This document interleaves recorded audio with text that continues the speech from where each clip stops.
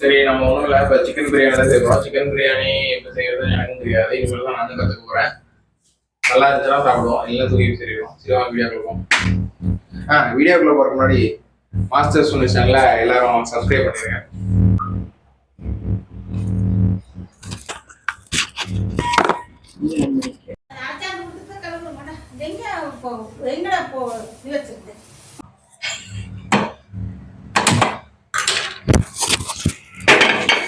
முதல்ல சட்டியை நல்லா சூடு பண்ண வைக்கணும்.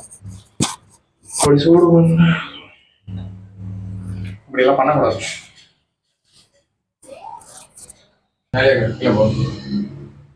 கொஞ்சம் நல்லா சூடானதுக்கப்புறம் எண்ணெய் ஊற்றிடும்.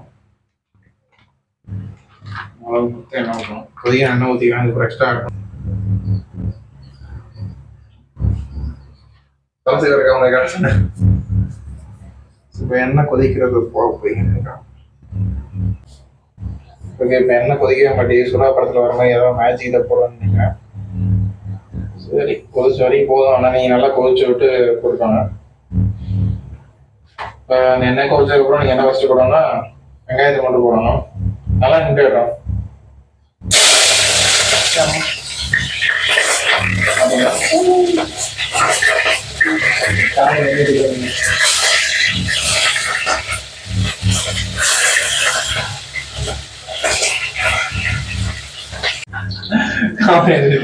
வீடியோவே எடுக்காம விட்டான். அது பச்சை மிளகாய் கொஞ்சம் வேகிற அளவுக்கு விட்டோம். அந்த பச்சை மிளகாய் வேகத்துல அந்த வெங்காயமும் அதை எடுத்து கொத்தமல்லி போடணும். எப்படி வீடியோ காட்டு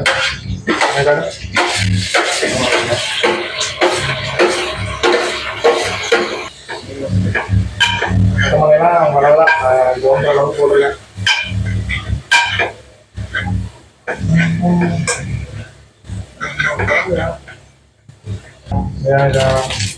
கொஞ்சம் பட்டை, அந்த பூ எல்லாத்தையும் போட்டு ஒரு மாதிரி பண்ணி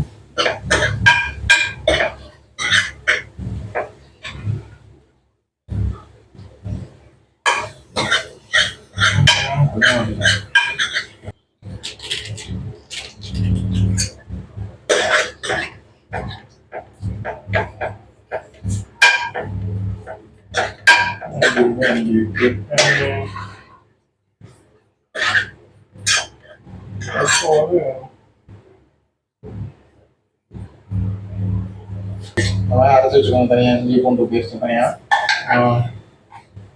தேவையான அளவு போடுங்க. கொஞ்சம் தேவையான அளவு போட்டு அந்த மாதிரி பண்ணி விட்ருங்க. இந்த மாதிரி போச்சுன்னு அவங்க பார்க்கணும். பச்சை வடை போச்சுன்னு பச்சை வடை என்ன லைட்டாக இருக்குது.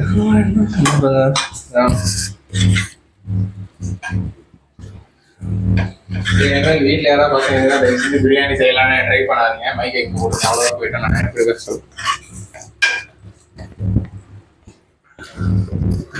மைக்கு இந்த மாதிரி பிரியாணி செய்யலாம் வீட்டில் இருக்கிற பசங்க தயவுசெய்து ட்ரை பண்ணாதீங்க. ரொம்ப கஷ்டமாக இருக்குது. ஏன்னா நானே பதுக்கு நேரம் பண்ணிட்டுக்கிறேன். பிரியாணி ஒழுங்காக வந்தால் சாப்பிட்றேன், எல்லாமே வீட்டுக்கு போகிறது தான். இப்போ பார்த்தீங்கன்னா இன்னும் அந்த பச்சை வாடை போயிடுச்சு. பச்சை வாடை போனதுக்கப்புறம் நம்ம என்ன பண்ண போகிறோம்னா கொத்தமல்லி கொஞ்சம் கிளி போடுவோம். கொத்தமல்லி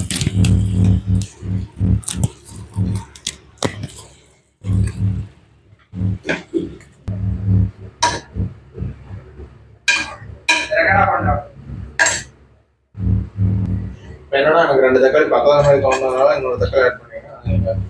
நீங்க இது பண்ற பொறுத்து உங்க சைஸ் ஆஃப் குக்கிங்கை பொறுத்து இருக்குது.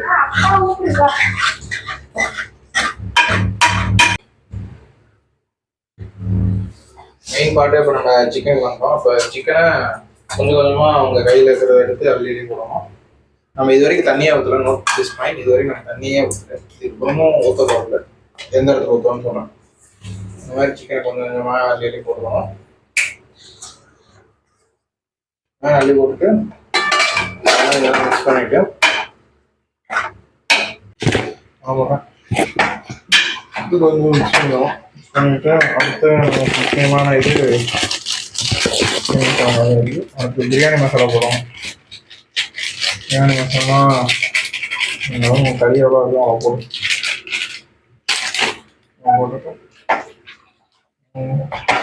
அதே வந்து பண்ணியிருக்கோம்.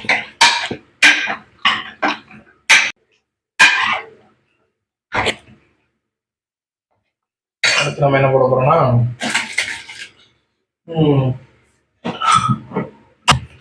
உங்களுக்கு காரம் வேணுங்கிற பொடி காரம்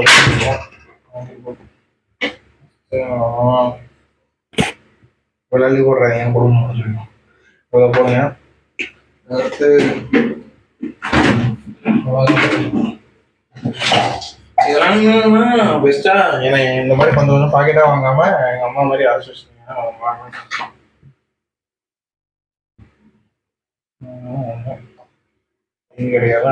என்ன போதும். அடுத்து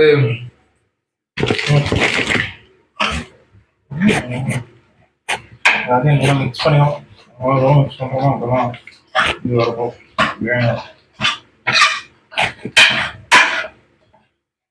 வீடியோ மட்டும் கட் பண்ண மாவுப்படி இருக்கா இதை கொஞ்சம் போட்டுக்கோங்க. இது எவ்வளோ தேவையோ அவ்வளோ போட்டுக்கோங்க. அளவாக நம்மளுக்கு இஷ்டம் இது போட்டுடுவோம். சாப்பிட்றேன் இது பிரியாணி பண்ணல சிக்கன் குழம்பு பண்ணிட்டேன்னு நினைக்கிறேன். இவ்வளோ கறி போட்டுறக்கூடாது ஒன்றா கேட்க பண்ணிடும். ஒரு கலர் நல்லா இருக்கும் தெரியுதா? இப்போ ஆஃப் பண்ணி காமிப்போம். இதுதான் இந்த கலரில் இருக்குது. உங்களுக்கு எந்த கலர் தெரியும் போதுனா சீப்போம்பா இந்த கலர் தெரியும். லைட்டாக இருக்காங்க அவங்களோட தெரியும். முக்கியமான விஷயம் அப்போ முக்கியமான விஷயம் உப்பு உப்பு போடுறோம். நான் போடுறேன். எனக்கு எவ்வளோ அளவுலாம் தெரியாது. உப்பு போடுறேன். சிக்கன் குழம்பு செய்யணும். சிக்கன் குழம்பு வந்து அரிசி போடணும். அரிசி வந்து கொஞ்சமாக எடுத்து நீர் போடணும். இதில் போடணும்.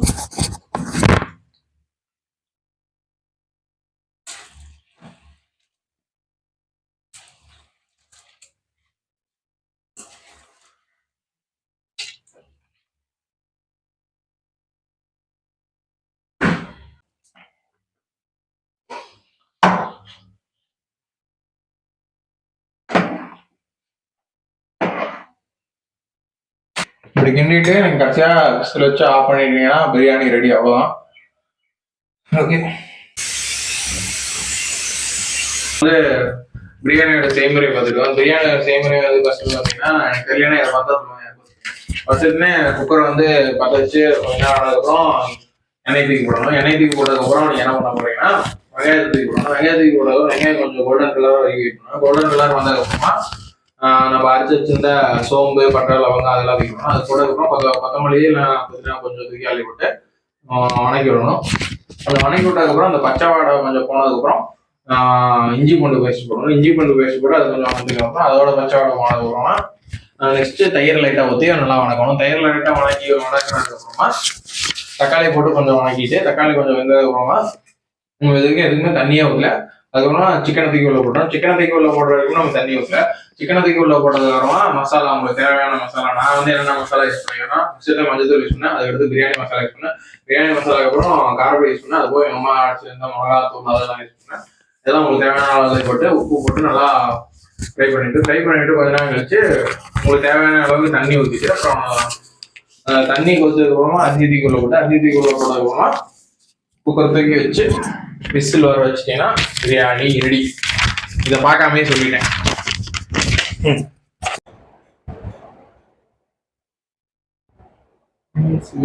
தெரியலையே தக்காளி சோறு வந்தது என்னன்னு தெரியல. கடையில தான் இருக்கு.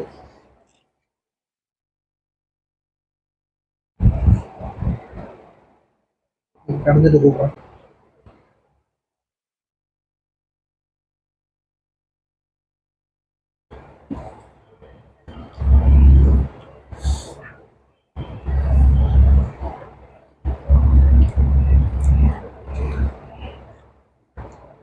ஓகே, நான் செஞ்சேன்னு சொல்ல உண்மையாகவே சாப்பாடு நல்லா இருக்குது. இந்த வீடியோ உங்களுக்கு பிடிச்சா மறக்காம லைக் பண்ணுங்க, ஷேர் பண்ணுங்க, ரொம்ப சேனல் சப்ஸ்கிரைப் பண்ணுங்க. சாப்பாடு நல்லா இருக்குன்னா சாப்பிட்டு வந்துடுறேன். பாய். பிரியாணி செம்ம சூப்பராக டக்கராக இருக்குது. உண்மை சொல்லு. சூப்பராக இருக்குது. நான் செய்யறதாவே நல்லா இருக்குது. இப்போ சொல்லு. சூப்பராக இருக்குதுடா தம்பி, நீ போட்ட பிரியாணி.